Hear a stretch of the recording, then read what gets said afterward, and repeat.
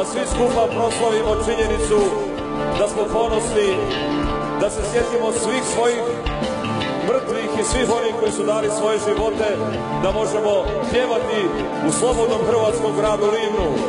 Zapjevajte sa mnom. Studeni.